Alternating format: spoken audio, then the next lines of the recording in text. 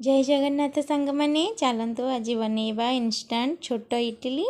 तो छोट इडली बनैबाई मुझे कौन कौन सब नहीं से मुझे चूड़ा नहीं गोटे छोट ग्लास रे 1.5 ग्लास चूड़ा नहीं पानी रे भिजई दे 5 मिनिट रखीदेवा। एबे आमे गोटे ग्राइंडर जार नहीं जावा। ग्राइंडर जार रे से ग्लास रे आमे 2 ग्लास सुजी आउ 2 ग्लास दही जमती दही खटा न होइतिबो फ्रेश दही होइतिबो आ ता देहरे आधा ग्लास पानी दे देली आ चूड़ा को भी धोइकी आमे सेथिरे दे देबा। आ एबे आकु आमे भल भाबे ग्राइंडर जार रे दे ग्राइंडिंग करि नि आसीबा जेमती इडली बैटर बने सेही भली ग्राइंडिंग करि नि आसीबा।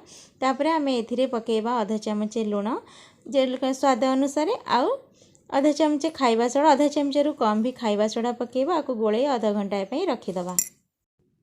एबे हमर इडली बैटर रखिबा आधा घंटा हे गेलानी। आ एबे मु गोटे छुंक पैन नहीं जाइए आ सेथिरे तेल दे देछि। तेल रे सोरिष आधा चामच जीरा आधा चामच भेरसुंगा पत्र चना डाली गोटे चामच आ सुखिला लंका पके छुंक दे देछि। आ एई छुंक को आमे से इडली बैटर रे ढाली दबा। ढाली देला परे ताको भल भाबे आमे गोळेई नबा। एठी मु भल भाबे आको गोळेई नै जाइछि। भल भाबे आपण गोळेबे 2-3 मिनिट पर्यंत एमती गोळेबे आ ता देरे मु टिके बेकिंग सोडा पके देछि। पकईकि भल भाबे गोळेई देला परे एबे मु छोट इडली रो छांच जो ताको गैस रे बसई देछि। से गरम हे गेला परे मु सेथिरे टिके टिके तेल दे देछि।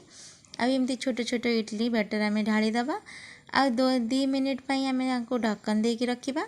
2 मिनिट हे गेला परे आमे ताको पुनी ओल्टेई दबा।